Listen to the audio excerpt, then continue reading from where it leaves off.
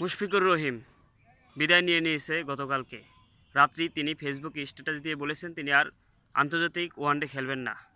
আমরা আরেকজন লিজেন্ডকে হারালাম, আমাদের মিস্টার ডিপেন্ডেবল মুশফিকুর রহিম, যিনি বাংলাদেশের অনেক ম্যাচ জয়ের ভূমিকা রেখেছেন এবং আমি ছোটোবেলা থেকে তাকে অনেক পছন্দ করি এবং তার খেলা ভালো লাগে।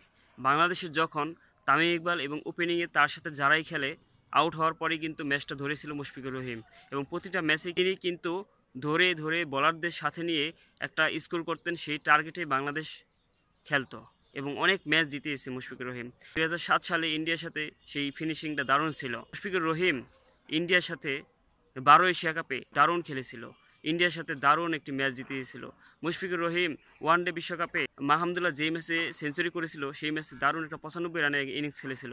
দারুণ মুশফিকুর রহিম বাংলাদেশের ডিপেন্ডেবল ব্যাটসম্যান। তিনি 274টা আন্তর্জাতিক ওয়ানডে খেলেছেন, তিনি প্রায় 8000 রান করেছেন এবং 49টা রয়েছে তার 50 এবং 9টা সেঞ্চুরি করেছেন। মুশফিকুর রহিমের আরও সেঞ্চুরির সংখ্যা বাড়ত, তিনি অনেক রানই কিন্তু 90-এর ঘরে আউট হয়েছেন। মুশফিকুর রহিম আমাদের একজন ডিপেন্ডেবল ব্যাটসম্যান। পঞ্চপাণ্ডবের আরেকজন বিদায় নিয়েছে, এখন মাত্র আরেকজন আছে মাহমুদুল্লাহ রিয়াদ, তিনিও খুব তাড়াতাড়ি বিদায় নিয়ে নেবেন, কারণ তিনি কিন্তু এখনও খেলা চালিয়ে যাচ্ছেন। বাট পঞ্চপাণ্ডবের 4 জনই চলে গেছে, মাশরাফি, সাকিব আল হাসান, তামিম ইকবাল এবং মুশফিকুর রহিম। আমরা তাদেরকে মাঠ থেকে বিদায় দিতে পারি নাই, এটা আমাদের জন্য সত্যিই খারাপ। বিসিবি এই কাজটা করা ঠিক হয় না, তাদেরকে আগে থেকে বলা হতো যে আপনারা মাঠ থেকে বিদায় নেবেন। বিসিবির উচিত এই 5 জনকে একটা সুন্দরভাবে অনুষ্ঠান করে বিদায় দেওয়া, আমরা এটাই চাই এবং তাদের দর্শকরা এটাই চায়। বাংলাদেশের তারা একজন লিজেন্ড প্লেয়ার হয়ে থাকবে, বিশ্বের লিজেন্ড যারা আছে তারাও তাদেরকে বিশ্বাস করে তারা বাংলাদেশের লিজেন্ড।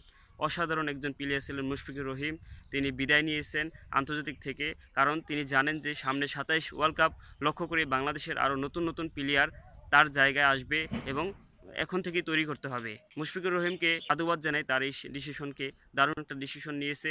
মুশফিকুর রহিম বাংলাদেশের একজন সম্পদ ছিল, অসাধারণ একটা খেলোয়াড় ছিল। তিনি এখনও টেস্ট ম্যাচ আছে, আরও 2-3 বছর চালিয়ে যাবেন, কারণ মুশফিকুর রহিম এখনও ফিট রয়েছেন। মুশফিকুর রহিম তিনি আসলেই বাংলাদেশের একজন সেরা মিস্টার ডিপেন্ডেবল ব্যাটসম্যান ছিলেন।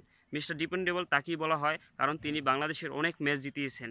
মুশফিকুর রহিমের বিদায়টা খুবই ভালো হয়েছে।